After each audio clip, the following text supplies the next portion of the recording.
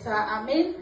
अनि मलाई यहाँनिर यो वचनमा एउटा मलाई साह्रै राम्रो लागेको कुरा चाहिँ के हो भन्दा जब पनि ती है इजरायलीहरूले यसु ख्रीष्टलाई लगेर चाहिँ कल्भरी क्रुसमा टाँगिदिएको थियो है, त्यहाँनिर क्रुसमा टाँग्दाखेरि चाहिँ धेरै उनीहरू उत्साहित थिए, खुसी भएको थिए है। अनि आज हामी पनि प्रभुलाई नजान्दाखेरि के अरे क्रिस्चियनको देवता भनेर हामी मान्छौँ होइन। अनि उहाँ किन मर्नुभयो हामीलाई पत्तै हुन्थेन, अनि किन क्रुसमा चढ्यो उनीहरूलाई पनि थाहा थिएन। अनि उनीहरूले चाहिँ कल्भरीको क्रुसमा यसु ख्रीष्टलाई चढाएको हामी देख्छौँ।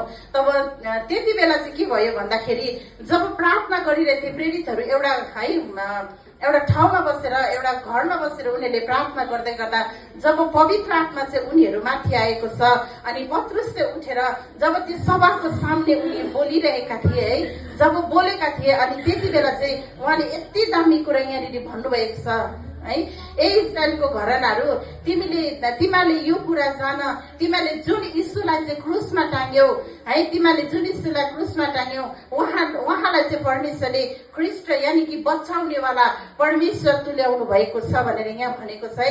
अनि त्यो शब्द सुन्दै गर्दा है त्यो चेलाहरूलाई कस्तो भयो होला त्यो दिन भन्ने म बुझ्छु, जतिले प्रभुलाई विश्वास गरे। किनभने उनीहरूले त्यो टाङ्गिँदै गरेको पनि देखेको थियो, त्यहाँ रमाएको पनि देखेको थियो, अचम्म भयो, त्यहाँनिर एकदम डरलाग्दो दृश्य त्यहाँनिर देखिरहेको थियो। तर उनीहरूलाई यो थाहा थिएन कि उहाँ चाहिँ हाम्रो पापको लागि मर्नु भएको।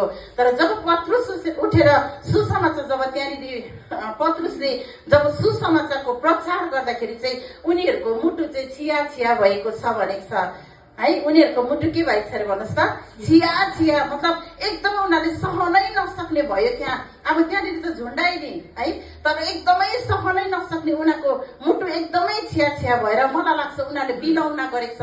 अब चाहिँ हामीले के गर्नु, अब हामीले के गर्नु, गरि त सके, अब के गर्नु भन्दा उपाय नहुँदा तर हाम्रो परमेश्वर महान हुनुहुन्छ। हालेलुया। उहाँले के भन्नुभयो, अब तिमीले के गर्नुपर्छ, पश्चाताप गर्नुपर्छ। आमेन। अनि त्यो जब क्रुसमा जानुभयो त्यो चाहिँ प्रायश्चित थियो, तर जब चेलाहरू बिलौन गर्दै आए त्यो चाहिँ पश्चाताप थियो। अनि आज तपाईँ र मैले चाहिँ पश्चाताप गर्नु चाहिँ तपाईँ र मेरो जीवनको लक्ष्य हो। आमेन।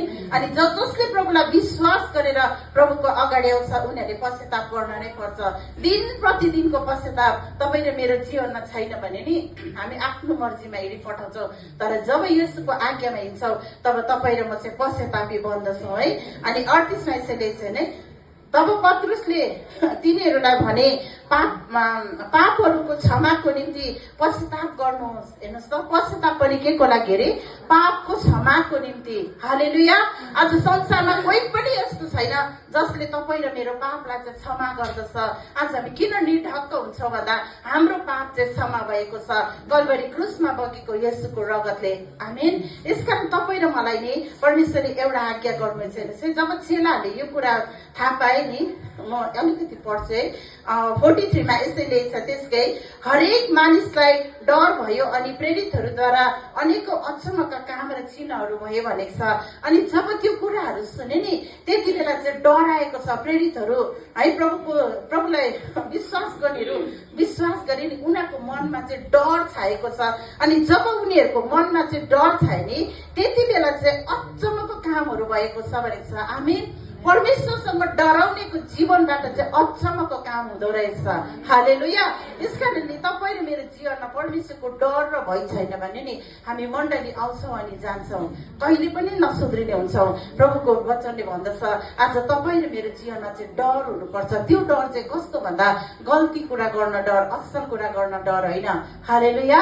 र प्रभुलाई धन्यवाद भएको होस्। अनि आउनुहोस् हामी सबै